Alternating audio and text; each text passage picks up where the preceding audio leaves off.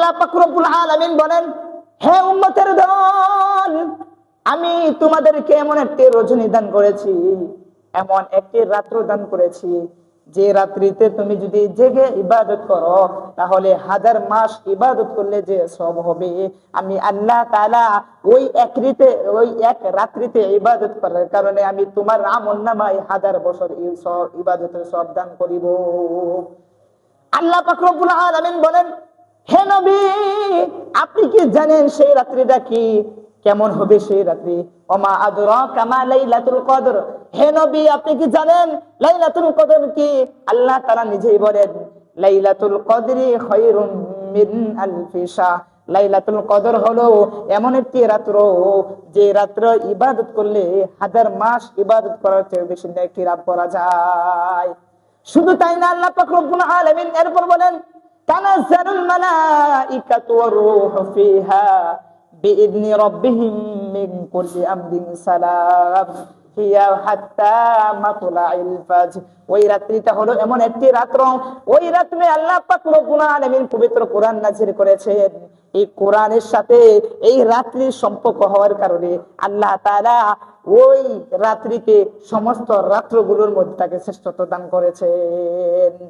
শুধু তাই না, এই রাত্রে আল্লাহ পাক রব্বুল আলামিন একদল ফেরেশতাকে দুনিয়ার বুকে প্রেরণ করেন। ওই ফেরেশতারা ফজর পর্যন্ত তারা অবস্থান করে, যারা যে বা যেখানে মসজিদে বাড়িতে বাহিরে যেখানে যারা ইবাদত করে ওই রাত্রিতে, ফেরেশতারা তাদের জন্য আল্লাহ তাআলার দরবারে দোয়া করেন, হে আল্লাহ, তোমার ওই বান্দা ইবাদত করছে, হে আল্লাহ তুমি তার সামনের 1 বছর কে তুমি সুন্দরভাবে যেন কাটাতে পারে, তুমি এইভাবে তুমি তাকে তৌফিক দান করো। এইভাবে দোয়া করতে থাকে। এবং বান্দা যখন ওই রাত্রিতে যখন আল্লাহ তাআলার কাছে ফরিয়াদ করে, যখন নিজের জীবনের সমস্ত গুনাহ কথা সে মনে করে আল্লাহ তাআলার কাছে যখন সে কান্নাকাটি করে, তখন ওই ফেরেশতাগণ তার দুয়ার সাথে সাথে তারা আমিন বলতে থাকে।